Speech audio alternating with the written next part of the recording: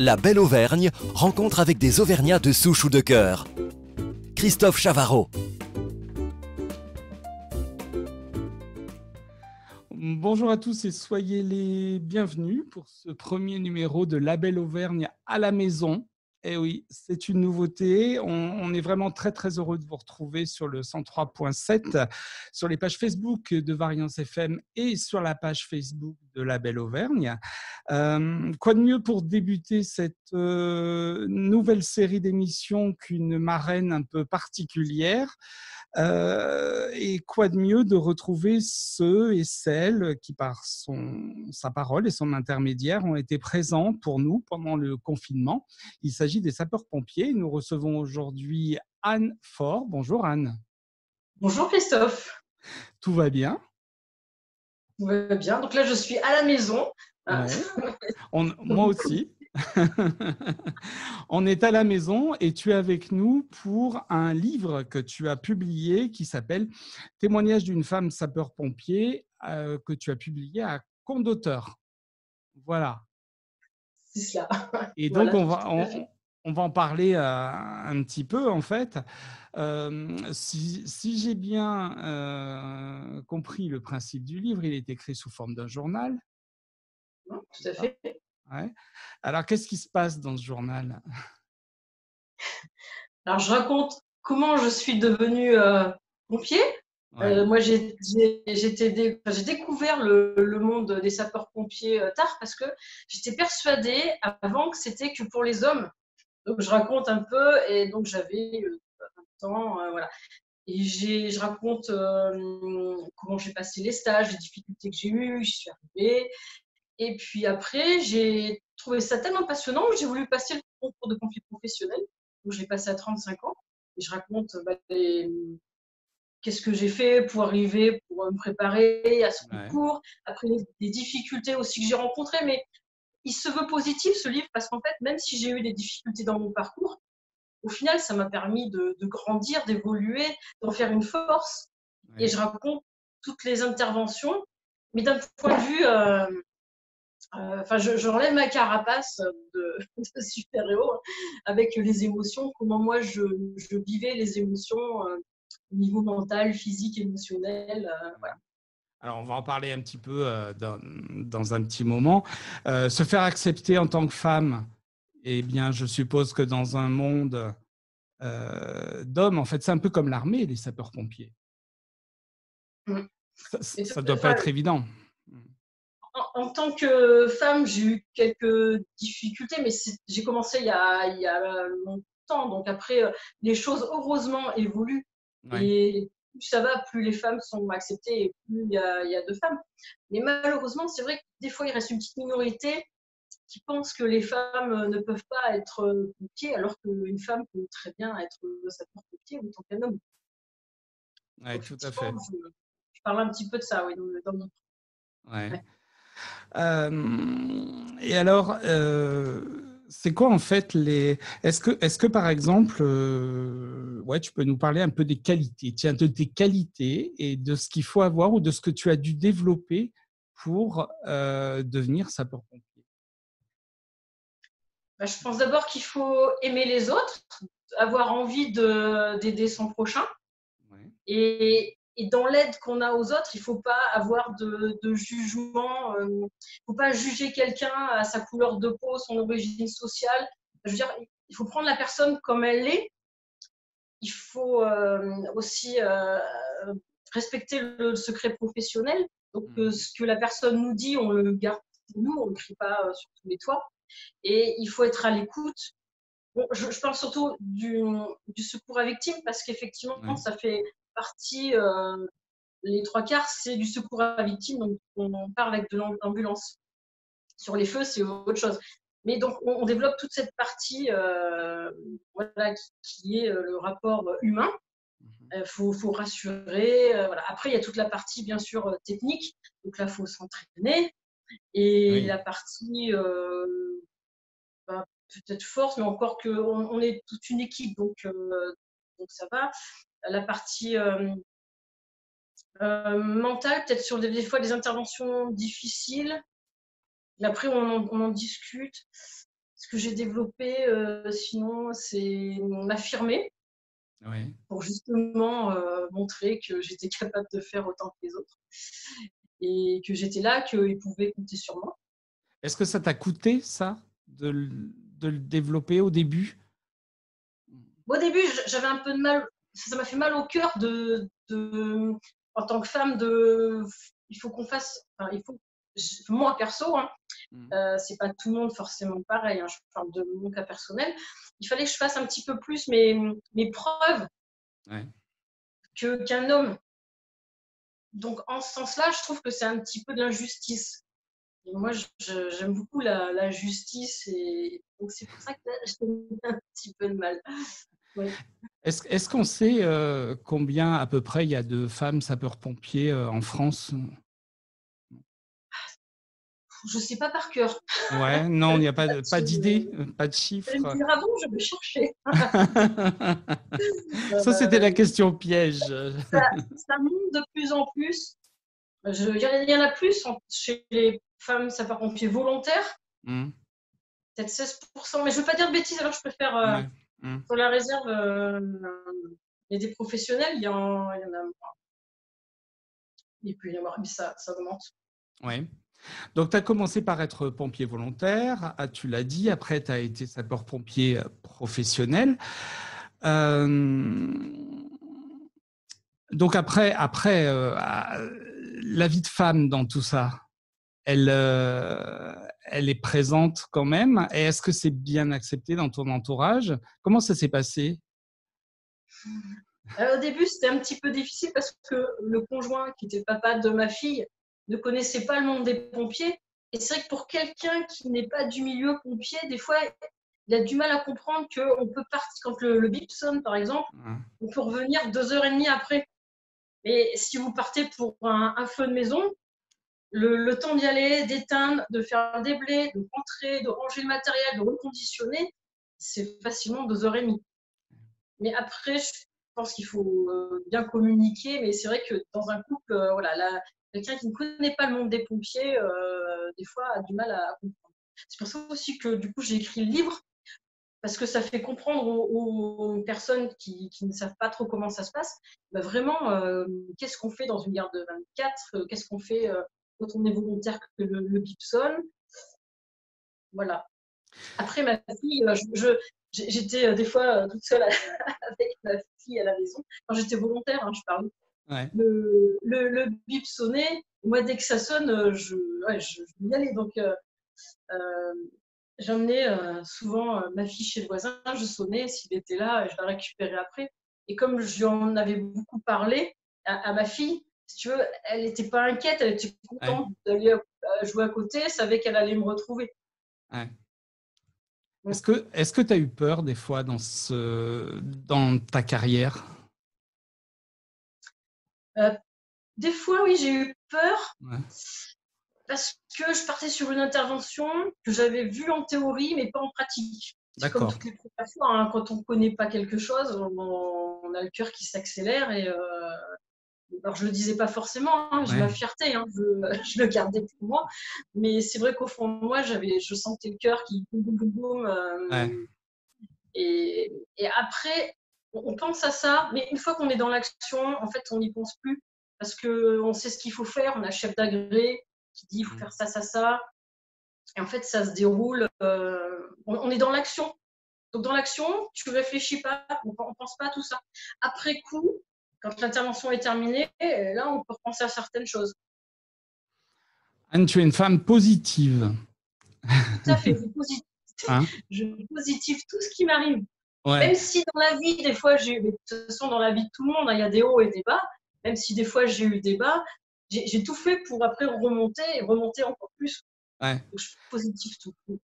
Mais est-ce que cette envie de devenir sapeur-pompier, je sais pas, c'était un truc qui te trottait quand tu étais gamine dans la tête, tu vois, ça pourrait, comme les garçons, où souvent, moi je serais pompier, moi je serais infirmière, moi je serais médecin, etc.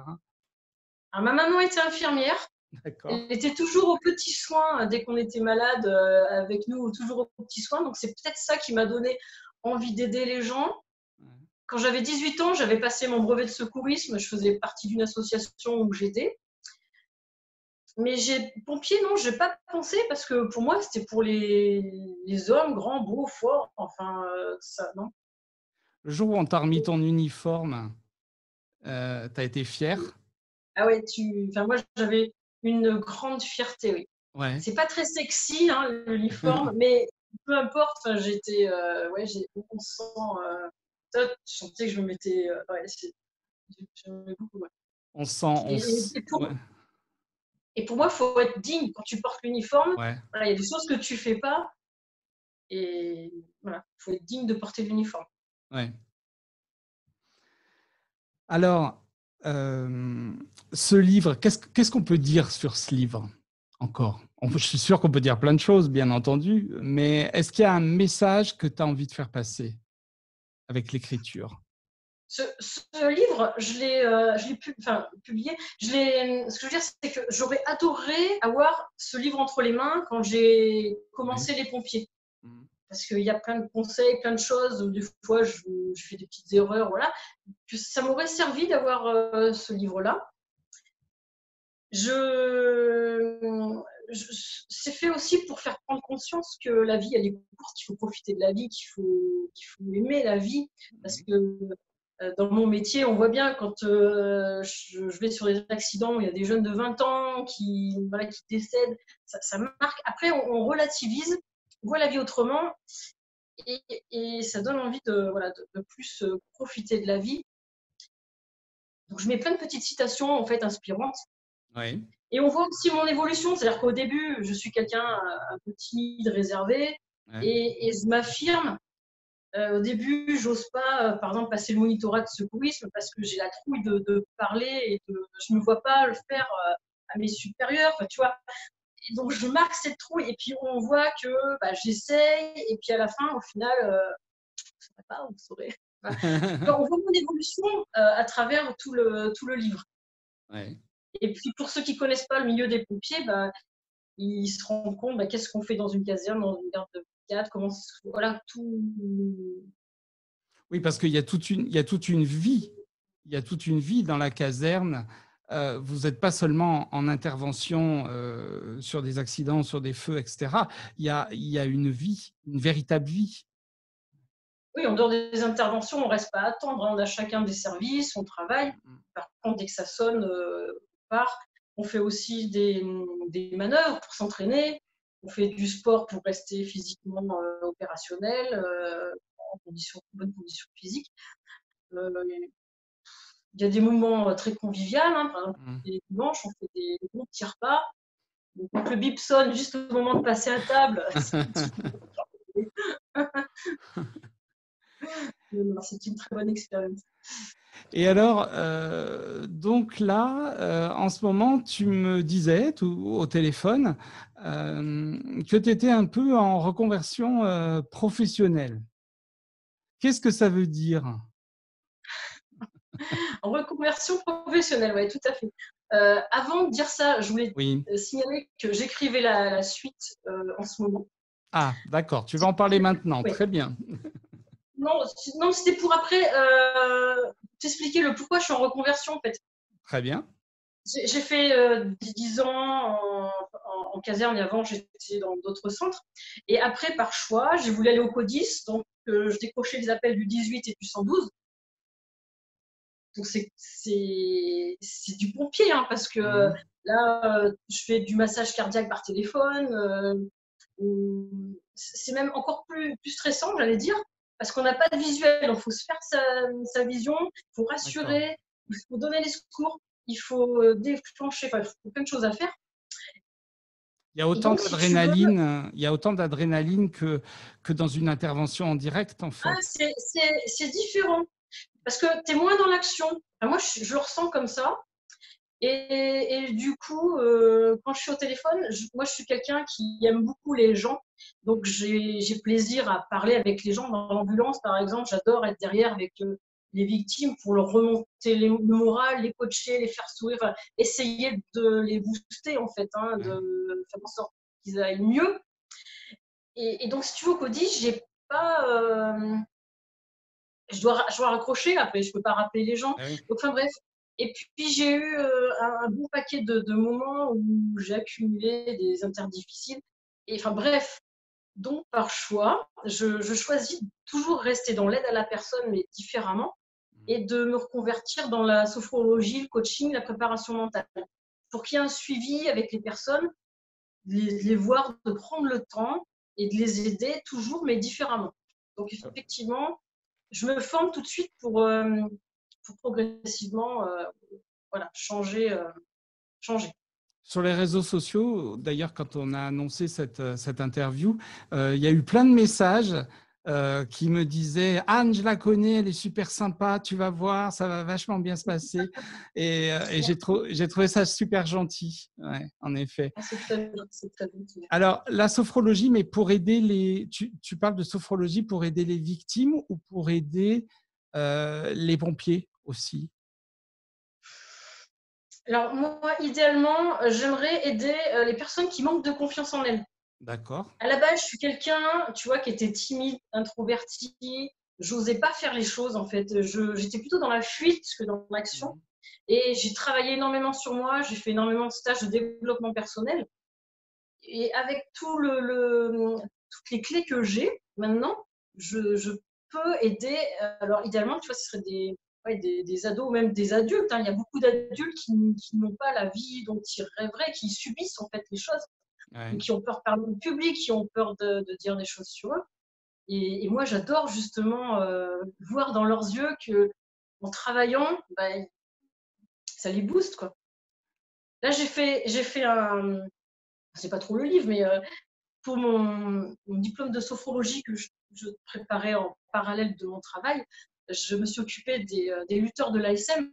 Ouais. Et j'ai adoré, c'était des jeunes de 15-20 ans, voir l'évolution qu'ils ont eue, c'était chouette.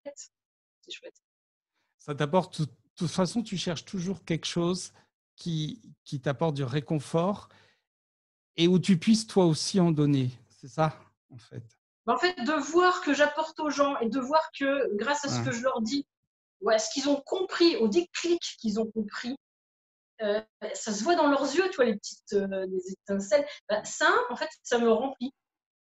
D'ailleurs, quand je t'ai eu au téléphone pour parler un peu de l'interview, la première chose que tu m'as dit, c'est « Ah non, hein, moi je veux venir à la radio ». Oui, je trouve que c'est plus sympa. Et ouais, ben oui, en plus c'est plus sympa et c'est plus convivial et intime de se voir en tête à tête et en studio pour faire cette émission. C'est pour ça qu'on a changé un petit peu le concept, ma foi. Mais de toute façon, il est clair que tu reviendras pour la sortie du tome 2. Avec plaisir. Alors, je fais tout pour le sortir avant la fin de l'année. Ouais. J'avais pris des vacances, je devais partir en voyage, comme ça a été annulé avec le Covid, je me suis réorganisée, du coup tout le monde est en ligne, j'ai bossé un peu. Voilà. Et en 2 mots ou 3 mots, allez, le tome 2, il va raconter quoi? C'est la suite de ta vie à la caserne? Ouais, c'est la suite de la vie à la caserne. Il m'est arrivé des choses de fou, en phénoménal.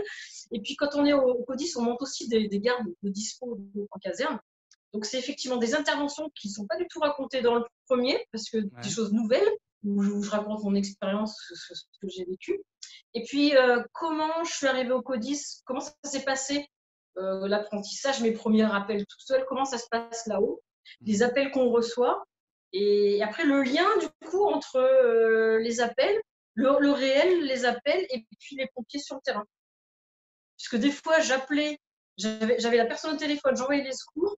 Le lendemain, j'étais de garde dans une caserne et j'avais les mêmes pompiers qui étaient partis sur un terrain. Donc, tout est lié, en fait. Ouais. Est-ce que… pareil, avec mon évolution personnelle. Est-ce qu'il y a des… Oui, vas-y, pardon. Non, je disais que je marque pas ça, je parle pas de ça pour me vanter ou pour faire style j'ai fait ça, j'ai fait ça. C'est pas du tout pour ça. Je note mon évolution personnelle parce que je me sens pas absolument différente des autres et pour montrer aux gens que si moi, j'arrive à faire quelque chose, à évoluer, à grandir, à réussir, et bien en fait, tout le monde peut le faire. Donc, c'est en ce sens-là que volontairement, je montre mon évolution. Il faut pratiquement aller jusqu'au bout de ses rêves pour... hein. Est-ce que tu as une anecdote à nous raconter je sais pas, d'un truc qui t'aurait vachement touché en intervention ou autre? Ouais, il y en a plusieurs, mais alors, sans à citer de mes tout nom, hein. débuts, non, à mes tout débuts, et je le raconte aussi dans le livre, j'avais fait une intervention d'accident, une dame âgée qui était incarcérée dans son véhicule. Donc la tôle l'empêchait de sortir et mes collègues découpaient le véhicule. Moi, j'avais pas la formation et mon chef d'agré m'a dit occupe-toi de la dame devant, il y avait quelqu'un d'autre derrière. Et si tu veux, elle n'avait pas son appareil auditif. Du coup, je lui prenais les mains et je la regardais dans le regard. Et en fait, tout se passait. C'était fort parce qu'elle me serrait les mains, elle me regardait. Et rien que par le regard, parce qu'elle n'entendait pas, je lui transmettais, je la rassurais, je lui transmettais des choses. Et c'était un moment beau. Ça m'a marqué, ça m'a touché. Oui. Justement, en parlant, on peut parler un peu de prévention routière parce que vous êtes les premiers pour voir les accidents. Ça t'a fait prendre conscience de redoubler de prudence sur la route, toi? Oui, dès que j'ai fait un accident mortel de la route, les jours d'après, je ralentissais énormément. Ouais.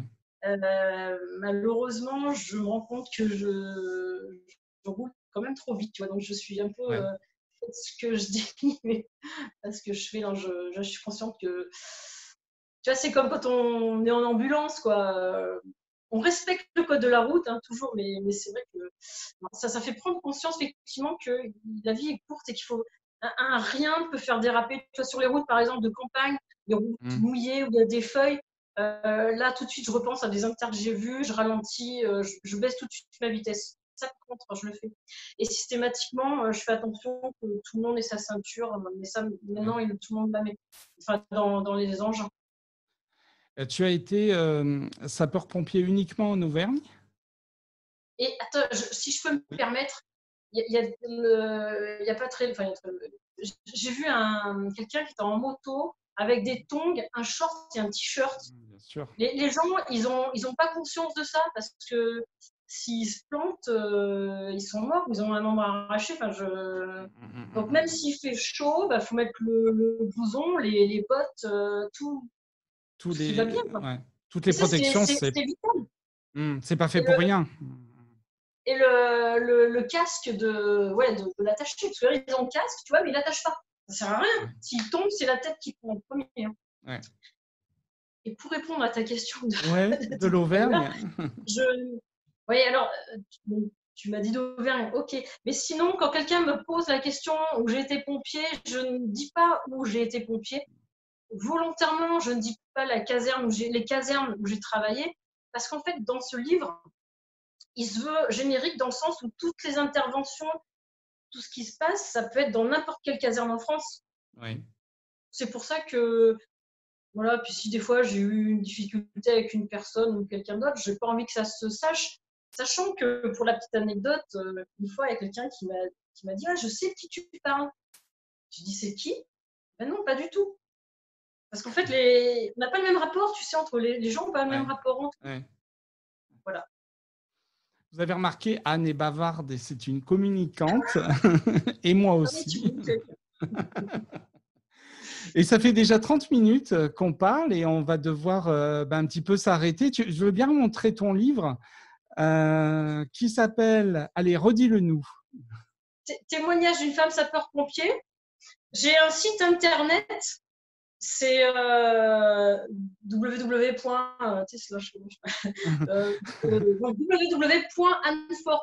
ça se tient. Ouais. J'ai une page Facebook qui s'appelle Témoignage d'une femme sapeur-pompier. Ouais. Et sinon, en Auvergne, il est disponible à Courras, à Thiers, vers la rue de Terrasse, France Libre. Oui, à Lezou, à parenthèse lecture. Ouais. Il est au Volcan, à Clermont, au centre-ville de Clermont. Il est à Leclerc, à Danval, Mozac, là, à côté du Leclerc, enfin, à l'intérieur. Très bien.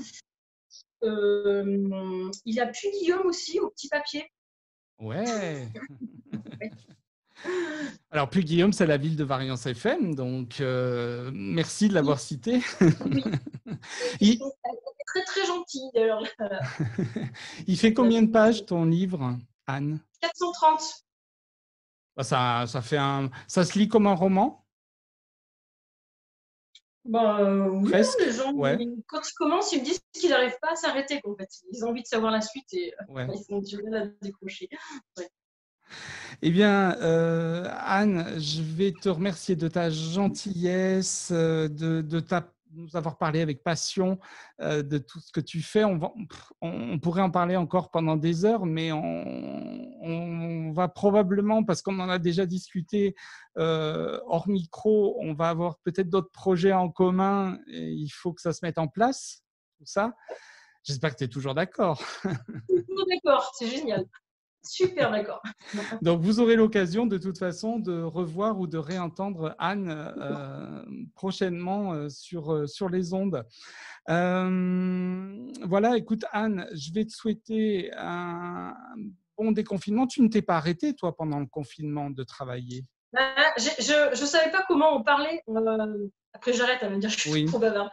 En fait, ce que j'ai fait dans ma vie, j'ai fait une espèce de déprime burn-out, tu vois. Voilà. Donc, j'étais en arrêt de travail un temps. D'accord. Voilà. Et là, j'ai remonté la pente parce que, comme toujours, je suis courageuse, j'ai de la volonté, je veux m'en sortir. Et du coup, maintenant, j'ai plein de projets. Et voilà. Donc, effectivement, je me suis un peu arrêtée. Là, je travaille tout de suite pour l'habillement, donc à habiller les pompiers. Donc, voilà. J'ai d'autres projets et ça suit son cours. Bon, très bien. Anne, j'encourage les personnes à être pompiers parce que c'est superbe et on en a besoin des pompiers. Et tous ceux qui ont des questions, je serais ravie d'échanger avec eux. Sur mon site internet anne4.fr, en bas, il y a un lien où on peut me contacter. Et c'est avec plaisir que je parlerai de tout. Si quelqu'un a des difficultés ou des questions, ou tout, c'est avec plaisir. Je mettrai tous les liens sous nos deux petites vidéos, là, le lien de ton site internet et le lien de ta page Facebook. Et n'hésitez pas à contacter Anne, à discuter avec elle. Et de toute façon, elle est très abordable. Et elle n'hésite pas à vous rappeler si vous l'oubliez un petit peu, comme ça s'est passé avec moi au début du confinement. Je te remercie, Anne, de ta gentillesse. Merci, Christophe, à toi. À très bientôt. À bientôt.